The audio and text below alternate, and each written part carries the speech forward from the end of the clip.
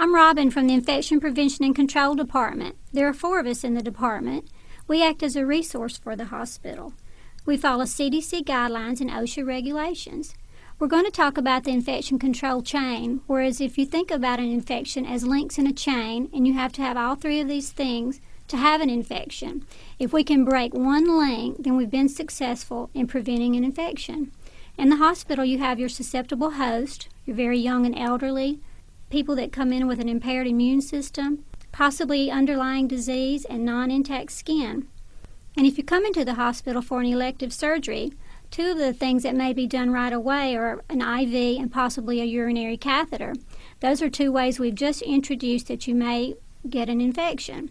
You also have to have your infectious agent, which would be your bacteria, virus, fungus, or parasite. And you have to have your mode of transmission. There are 4, the bloodborne, airborne, droplet, and contact. The highest mode of transmission is contact, and that's why we talk about washing your hands often. There are 99,000 deaths annually in the U.S. from a hospital-acquired infection. That's 271 people a day in the U.S. that die from a hospital-acquired infection. These are infections that they did not come to the hospital with, but got when they were at the hospital. The average cost of a bloodstream infection is about $45,000 and another 7 to 10 days in the hospital that we've kept this person away from their family, away from their jobs. The average cost of a ventilator-associated pneumonia is about the same, with another 10 days in the hospital. There is no reimbursement from insurance companies from a hospital-acquired infection. As mentioned, we follow Occupational Safety and Health Administration regulations, that's OSHA. Their purpose is to provide a safe workplace for employees. They wrote the Bloodborne Pathogen Standard, which was designed to limit exposure to bloodborne pathogens in the work setting. One of the work practices and environmental controls that OSHA created was that everyone that comes into the hospital is considered to be in standard precautions. This means you wear barriers as appropriate for the situation. If you're going to be drawing blood, for instance, you want to wear your gloves. If you're going to be assisting in a procedure where there'll be a splash, be sure and wear your gloves, gowns, goggles, and mask.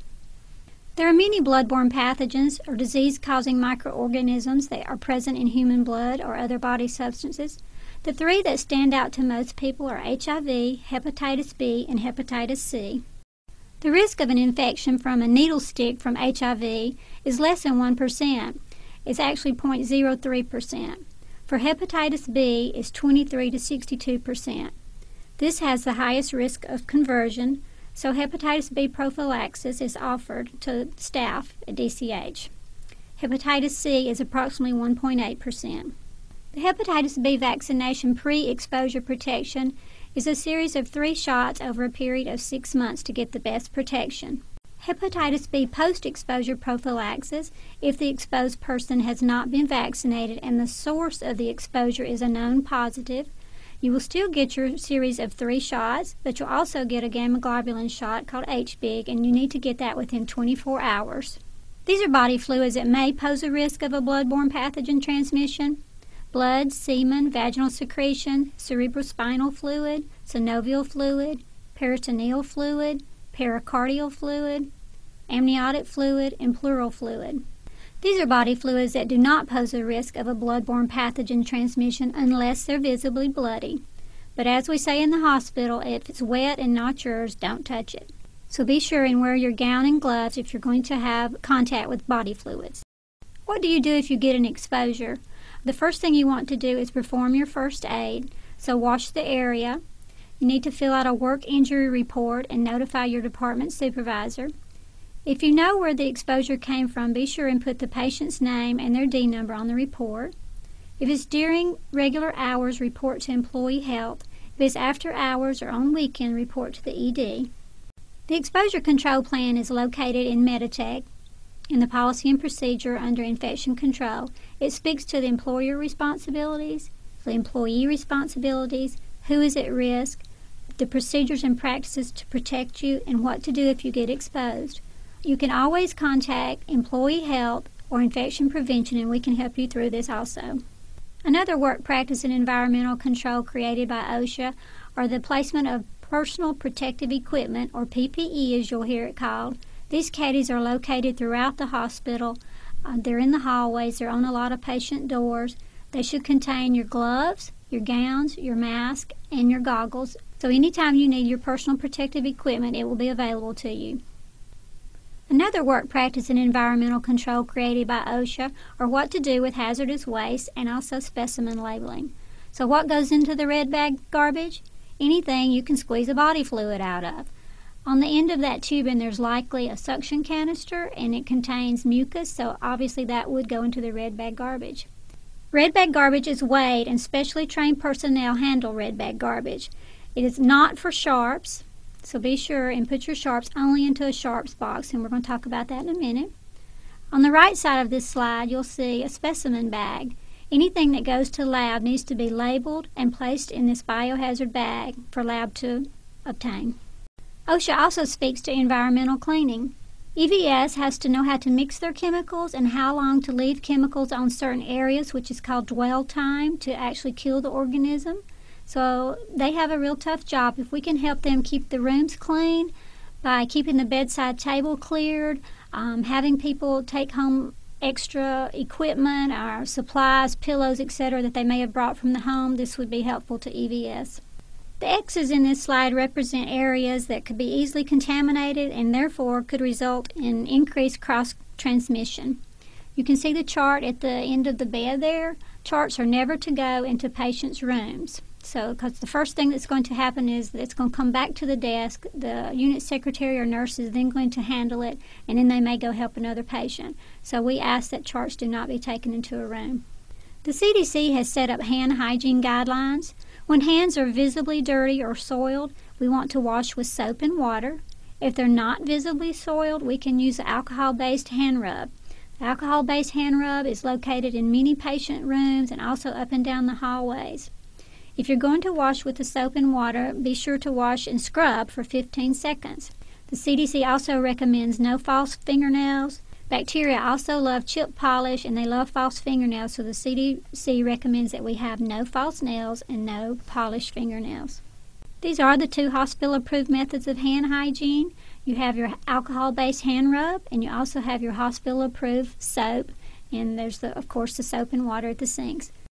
If organisms or germs were color-coded and larger, this is what it would look like. So if we can just remember this, it will make us wash our hands a lot more.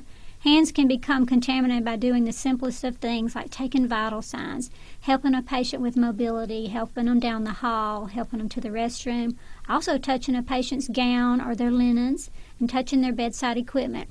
The bedside table is one of the dirtiest things in a room. If you think about it, you have sometimes the patient's tray is sitting up there, and the next time you pass by, there's going to be a urinal sitting up there. So help them keep that clean and wipe down the surfaces at least once a shift.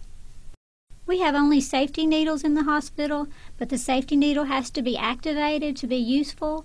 After use, be sure and activate that safety needle, and then it's placed in the sharps disposal container. It is not to go anywhere else. We've had calls that have been found on trays, they've been found in bed linen, and we should never do that to any of our peers, so be sure and put them only in the sharps box. Patients in contact, airborne, or droplet precautions will have a door sign on their door. That is just another way that we can be alerted as we go into the room what precautions we may need to take.